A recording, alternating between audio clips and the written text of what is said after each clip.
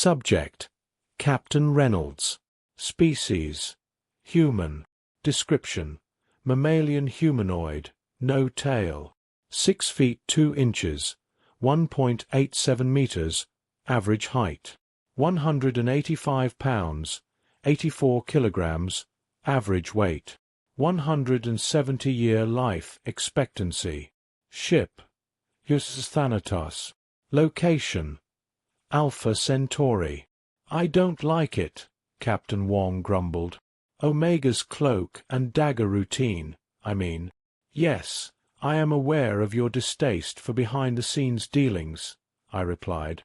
"However, Omega is on our side, and we should treat it as such. Benefit of the doubt and what not. Though I must admit, I am rather annoyed at the postponement of my meeting with the newly christened diplomat Uliena. In the 3 months that he has been away, much has happened. Most of it is being kept from the public, but I'm certain that Uliena knows better than to blab. Perhaps I should remind him, though. "I bet it has something to do with the Directorate," Captain Samuels ventured. "Likely," I said, "although it's best not to speculate. If you become too good at speculation, you will come under investigation, which will lead to frustration and potentially incarceration." The other captains groaned at my rhyme, to my utter delight. Wordplay is my forte, I must say. Still, Samuels was likely correct in the assumption that the Directorate was involved.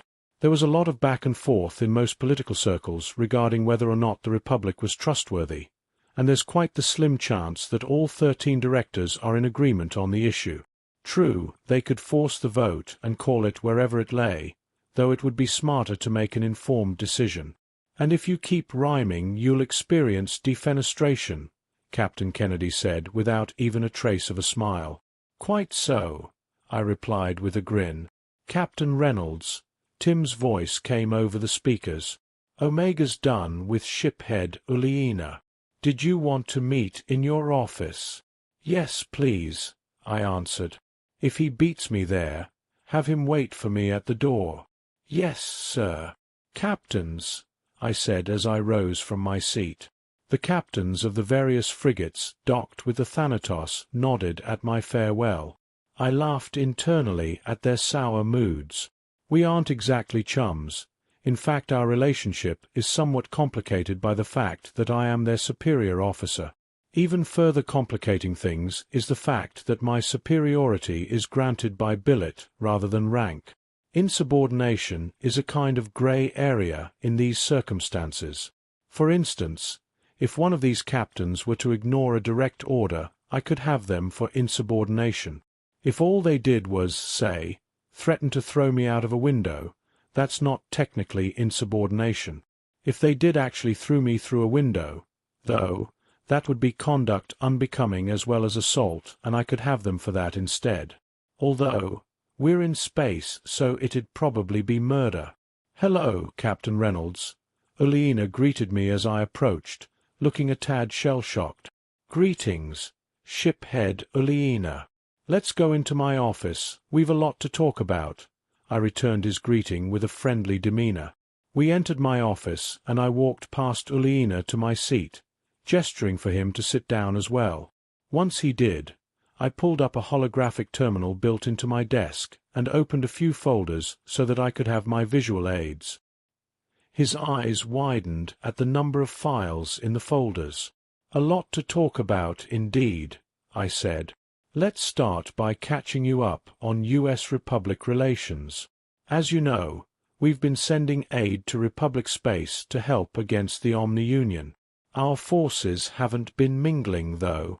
The U.S. forces have formed a Quick Response Force, or QRF, and have been responding to Republic assistance requests as they come in. I pulled up some images of the region of space, the ships involved, snapshots of the communiques the Republic had been sending to the QRF, and some of the battle aftermath to illustrate my point. "How many ships, total?" Uliena asked. 5 battleships, 3 carriers, and 100 destroyers excluding those in the carriers. "It's what we could spare from various fleets," I answered. We've also moved a diplomatic envoy onto the Galactic Diplomacy Station in Rigera, but you already knew that as well, I'm sure. Yes, I was in class while the welcoming party was going on, Uliana replied dejectedly. Quite so, quite so. Such is life, as they say, I said as I moved on to the next topic. Now these are things that you damned well shouldn't know, and by that I mean they are classified and not open to public discussion with either the United Systems or the Republic citizenry or uncleared military personnel. Understood? He nodded, and I opened another slideshow of images. Our scouts have been very busy. Our goal is to map out the entirety of OU-held territory and get an accurate ship count.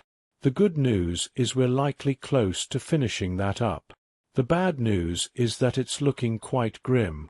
I'd heard that our ship counts were underestimates, Uliana ventured. How bad is it? 600 million confirmed thus far. Still, with them giving us some breathing room in Seoul, we hope to be able to boost our fleet strength to match them. Combined with the Republic's fleet, of course. The brass still isn't entirely certain how to handle something of this scale, though. Some say that we should find a way to negotiate a peace. Others are convinced that we'll have to exterminate them, I explained. It will likely be the latter, Omega interjected, his avatar appearing between us on my desk. Apologies for the interruption, Captain, but we need to get moving. If you'd kindly give the order. Moving where? Uliana asked. Consider the order given, I said to Omega. That's another thing we need to talk about, Uliana. We've so far found 8 other species who are currently at odds with the OU. We don't yet have the ability to safeguard all of them, but there's 2 that are good candidates. They're putting up quite the fight. One near US space, and another near Republic space. That's amazing, Uliana replied with widened eyes. Is that where we're going? Correct. We're going to introduce ourselves and offer aid to the one nearest the US. You'll be the Republic's representative on this mission. The Republic is doing the same for the one near their space, with, I paused, looking up a name. Mr. Havencroft as our representative. Mr. Uliana asked. Yes. He's not military, I said with a smile. Bog-standard diplomat, just like your sister. Ah, right.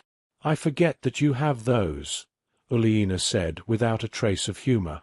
Forget. I'm pretty sure you've never met one, I joked. The reptilian ship commander opened his mouth as if to say something, and then closed it again. There's also the matter of the MPPs, I continued in a more serious tone. We have developed a system for spotting mobile prime platforms, which sorts potential MPPs into one of 4 categories: confirmed, suspected, potential, and unlikely. Unfortunately, we can't confirm any of them without getting within sensor range of the OU, and since we haven't yet developed a weapon to destroy the MPPs, that would be a terrible idea. However, we've managed to map out 34 suspected and 15 potentials. That's a lot of them. How did they manage to make so many? Uliana asked. Unfortunately, it's less than half of what we believe they have. How they've made so many, I'm afraid I don't know, and it's likely irrelevant, I pointed out.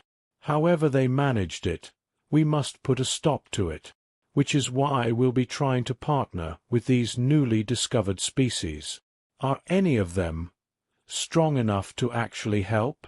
It's unlikely that they have an equivalent military might when compared to either the Republic or the United Systems, but they've held out against the Omni-Union for this long. That has to count for something, I said with a slight smile. The main thing we'll be wanting to find out is if they've simply figured out the OU's tactics, or if they have an actual technological edge we can exploit. Also, it may seem pointless at this stage of the war, but we do have to think about what comes after. After? Uliana looked genuinely puzzled. You mean if we beat the OU? Not if, shiphead. I pointed a finger at him for emphasis. When? The Omni-Union will not survive this war, one way or another. Uliana's face was a mixture of emotion, a bit of shock and awe combined with a confused expression that begged for elaboration. After a few seconds of silence, it occurred to me that he might not know my meaning. The United Systems is exploring last resort measures to make sure that if the Omni-Union takes us out, they go down with us, while preserving as much of the galaxy as we can in the process, of course, I explained. Well, that's... Okay, I understand. Uliana's face betrayed concern. I'm guessing that's a human-led initiative? No, the Gaunt, actually. I grinned. We do fully support it, however. What's this last resort going to look like? He asked. I have no idea, I explained. As far as I'm aware, it's still being brainstormed. The United Systems is confident in a total victory, but we're smart enough to have contingency plans in place. Just in case, you understand. Yes, I understand, Uliana nodded. So will the US be seeking integration with whoever we're about to visit? We will offer it, but won't push the matter if they decline. We'd rather not have the situation with the Gaunt become a precedent for our future interactions with potential new members. Uliana visibly winced at this, which nearly made me smile. The Gaunt insurrections have long been a source of dark humor in the military of the United Systems, but from the outside looking in, I can see why the situation would be horrifying, which is also what made it as funny as it is. Don't be so serious, Uliana, Tim interjected. What's the difference between a Gaunt insurrection and your birthday, Captain Reynolds? I don't know, I lied. What's the difference, Tim? Your birthday only happens once a year. Uliana looked at me with a horrified expression as I disguised a chuckle with a cough. It took everything I had not to laugh at his reaction, though. A few seconds of silence passed as I collected myself. What, you don't get it? Tim asked. The implication is that Gaunt insurrections happen multiple times per year, which while factually inaccurate is. That's enough, Tim, I interrupted. I assume you had something to report. Yes, sir. We've arrived at our destination and are preparing to make long-range contact. Protocol says that you've got to be on the bridge before we can, though. Understood. We'll be there in a moment, I replied. Well, Uliana, let's meet our new friends, shall we?